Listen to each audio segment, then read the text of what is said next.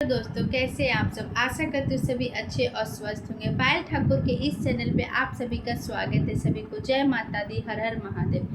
रोज की तरह मैं आप लोग के सामने बहुत ही प्यारा सिर्फ चर्चा गीत लेकर आई हूँ। आप लोग इस गीत को पूरा सुनना, लाइक करना, कमेंट करना। गीत कैसा लगता है जरूर बताइएगा। अभी तक जो लोग मेरे चैनल को सब्सक्राइब नहीं किए वो मेरे चैनल को सब्सक्राइब कीजिए और कमेंट बॉक्स में गीत कैसा लगता है ज़रूर बताइए। हर हर महादेव जरूर लिखिएगा। तो आइए मैं अपना ये गीत शुरू करती हूँ।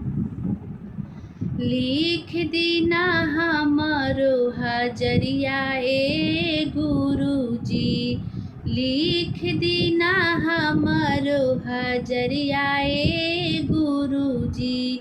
ले आई कॉपिया कलमिया ए गुरुजी, ले आई कॉपिया कलमिया ए गुरुजी।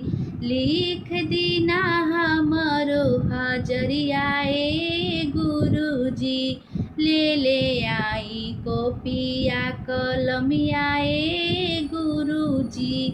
ले आई कॉपिया कलमिया ए गुरुजी, ले आई कॉपिया कलमिया ए गुरुजी। पहिला हजरिया हमरा पति जी के लिखम, पहिला हजरिया हमरा पति जी के लिखम। बनल रहे हमरो सुहगवाए गुरुजी, बनल रहे हमरो सुहगवाए गुरुजी। ले आई कॉपिया कलमिया ए गुरुजी, ले आई कॉपिया कलमिया ए गुरुजी। दूसरा हजरिया हमरा बेटावा के लिखम, दूसरा हजरिया हमरा बेटावा के लिखम। बनी जाई कोनो अफसरवाए गुरुजी, बनी जाई कोनो अफसरवाए गुरुजी। ले आई कॉपिया कलमिया ए गुरुजी, ले आई कॉपिया कलमिया ए गुरुजी। ले आई कॉपिया कलमिया ए गुरुजी।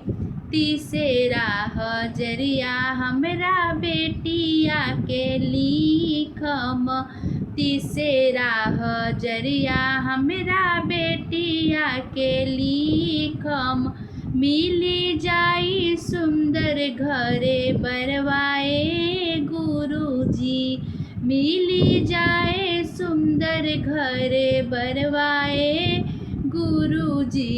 ले आई कॉपिया कलमिया ए गुरुजी, ले आई कॉपिया कलमिया ए गुरुजी।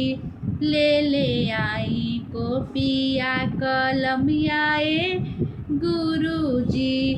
चौथा हजरिया हमरा बुढ़ापा के लिखम, चौथा हजरिया हमरा बुढ़ापा के लिखम। दिने राते जपी रउअर नमवाए गुरुजी, दिने राते जपी रउरा नमवाए गुरुजी। ले आई कॉपिया कलमिया ए गुरुजी, ले आई कॉपिया कलमिया ए गुरुजी। पहिला में दया मांगम, दूसरा में चर्चा, पहिला में दया मांगम, दूसरा में चर्चा।